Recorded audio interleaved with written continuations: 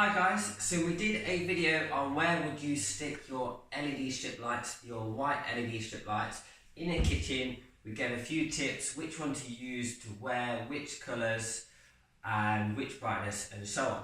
So this is just a quick video, so if you decided to use LED strip lights, RGB colour changing or RGBW colour changing strip lights in your kitchen, which wattage would you use where and why, and how would you control them? So let's quickly go through the brightnesses. So if it's down at a feature level lighting, you'd be using the 7.5 watt or the 10 watt RGBW strips. So the 7.5 watt is RGB, or the 10 watt or the 9.6 watt is RGBW. And that is feature lighting. You would not want that strip to be super bright where your eye is just catching the light and it's getting the super bright light source from the bottom. That should be a feature glow. One of the tips for if the strip lights are being stuck at a blimp level is if you have shiny floor tiles or gloss floor tiles where you can see the reflection, then you should stick the LED strip on its side facing outwards with a kind of a bead of wood underneath so that you cannot see the reflection, or you stick the LED strip in an aluminium profile facing this way rather than down, or you put the strip in an LED profile facing down as long as the profile is deep enough so that the strip gives a continuous beam of light. Why do we do this? Well, if the LED strip is stuck underneath, facing downwards, and you can just see directly in the reflection, like a mirror, you will see all of the LED dots rather than a smooth glow, which is what you're looking for.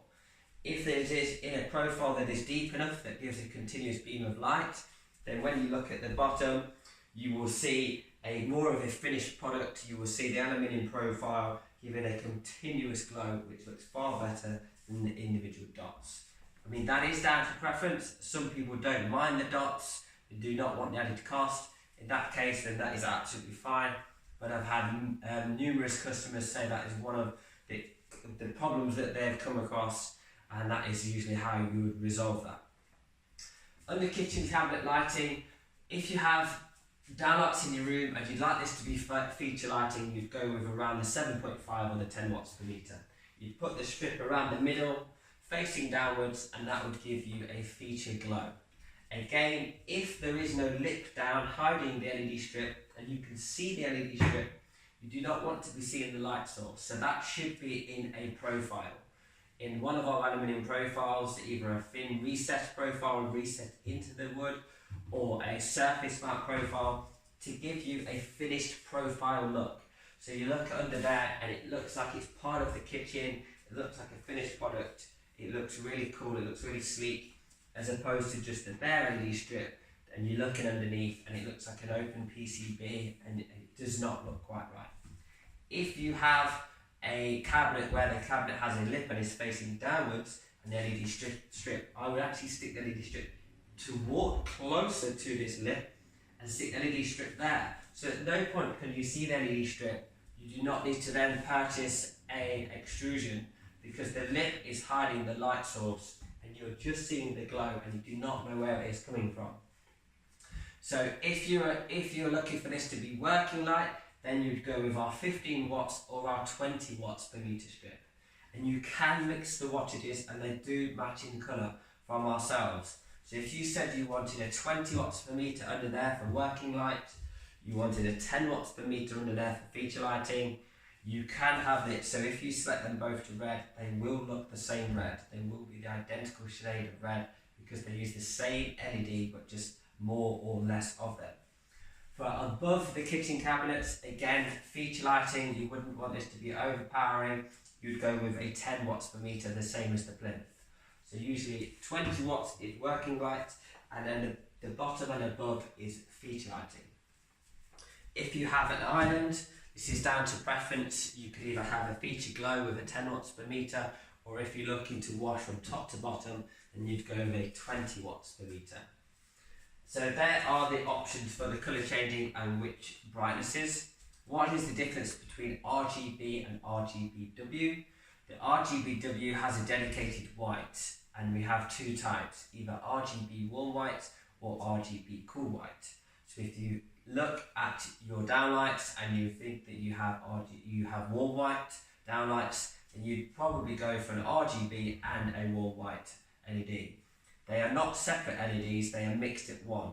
So you can get a fantastic mix of pastel colours, you can get true white, so you can actually use the RGB to create an RGB mixed at source. You can actually create a very good white as well. Then you chuck on the warm white and you can create any sort of white, from warm white to neutral white to cool white. And if you use one of the controllers and create a white that you find yourself liking and wanting to use more often, you can actually save that on one of the scenes and then select the colours and replay back to the white that you've created. So with RGBW and RGB strips, they cannot be dimmed via a standard rotary wall dimmer switch. They have to be dimmed via on the secondary. So you would have a switched power supply. So you could have all of your lights going back to one power supply or several power supplies. So say for example here, we've got the plinth lighting, under cabinet lighting and above lighting, and we want them all to do the same thing. You could actually have a power supply up in the ceiling or in a cupboard, and we can make the strips to the exact lamps that you require. We can put on longer starter leads, so we may want a 1.5 metre strip with a 4 metre lead. You may need a 1.5 metre strip with a 3 metre lead, and a 1.5 metre strip with a 2 metre lead. We can make the strips to those lamps for you with those cables on for you. You can then in parallel take all of the cables, depending on what fixture you're at, back up to this one power supply and one receiver, and have them all selected and controlled together. Now the power supply, a lot of people, rather than having it into a plug, which is sort of looks a little bit not quite right in with your project, and you're turning that on and off from a plug, people would want to wire this power supply back to a standard light switch. So you can wire this back to a standard light switch. You can use a remote control, for example, to select the colours. You can use the remote control to dim the lights, and once you have set these to say a neutral white, you dim them to 80%, you can then turn it on and off from the wall switch, and it remembers the last setting. So you, at times, if you had the RGBW colour changing, you can set them to a white, you can hide the remote controller, you can turn them on and off from a standard switch, and you would not even know that they are colour changing lights, which a lot of people do like. Not everyone wants them to be colour changing all the time. They can set them to white. You would not know that they're colour changing in any way until you then pick up the remote control and you can select the colours. You can add in the pastel colours, you can make it pastel blue, you can select a slow colour scroll, and if you like it as a slow colour scroll, again you can turn it on and off from the remote, or you can turn it on and off on the switch and it remembers the last setting. In terms of multi-zoned control, you could have, if you have separate areas in a larger kitchen or a kitchen that has different areas and you cannot get cables back to one power supply, you could have a power supply and a receiver for the cabinet, you could have a power supply and a receiver for the plinth, you could have a power supply and a receiver for the island, and you may want a wall controller. So you'd have a wall controller over on the other side of the kitchen, as long as this is within 20 metres, and you can wirelessly link all of those receivers to the one wall controller. Yes, you can have them all on one zone, so you can have a one zone controller, so all 3 zones work for one controller and they can all be synchronized. Or you can have a multi-zone controller wirelessly, so none of these are having to link to each other in any way, and you can link them all back to one wall controller and select button 1 to select your island, button 2 to select the colour of your under cabinet, and button 3 to wirelessly select your plinth lighting.